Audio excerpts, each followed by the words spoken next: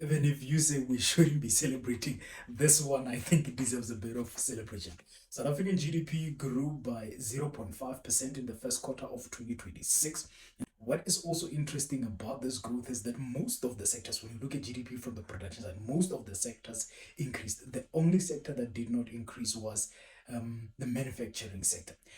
And that I think it's expected. We've spoken about logistical constraints in the country that stifles activity in the manufacturing and mining sectors. But I guess the mining sector was spared this time around. But if you really look at growth in there, you'd realize that it was largely driven by PGMs as well as gold.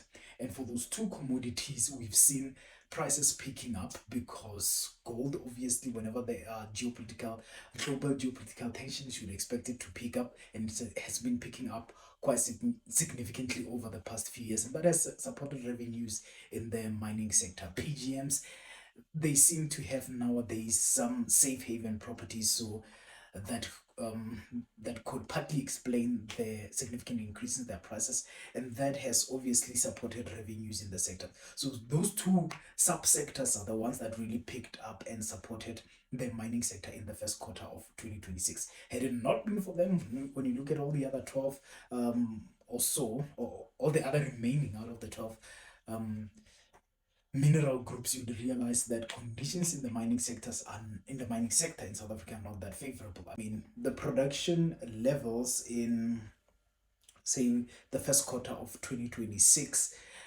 at par with what we've seen since 2022, and it's a broad sideways movement, so you don't see any significant upward trend or significant downward trend. It's literally a sideways movement.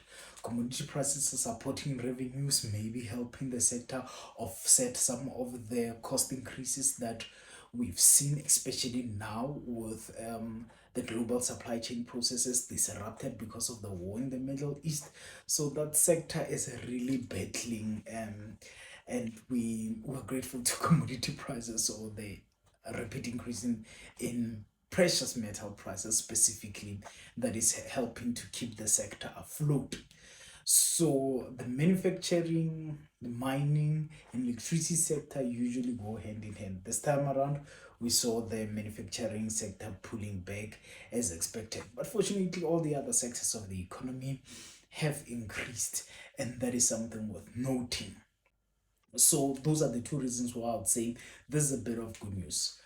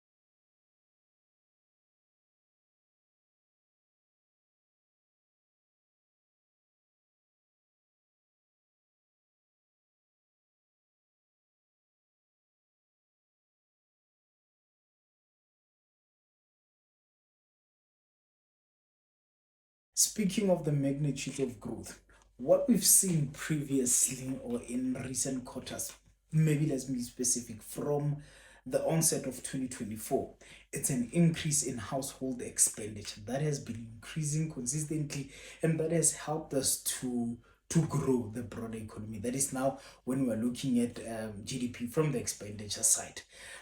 Household expenditure has been something that has held the overall economy up. But the growth rate that we saw now in household expenditure, 0.1%, that is telling of the conditions of households now. Because over the past few years, or since 2024 onwards, we've been saying that household expenditure could be supported by lower interest rates, or relatively lower interest rates, as well as lower inflation. But we now see inflation going at 4%. That is concerning. That acceleration that we saw in, I think, from around April, that was when the acceleration really kicked in.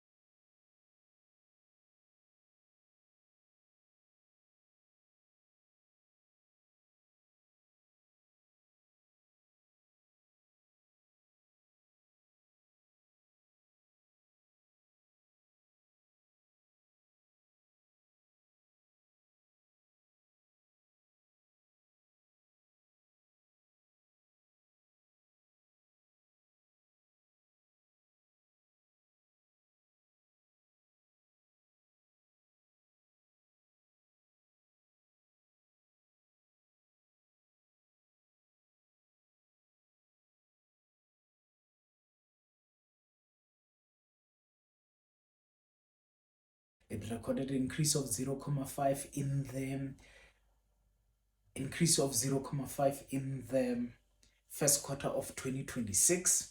That is much welcome, good news.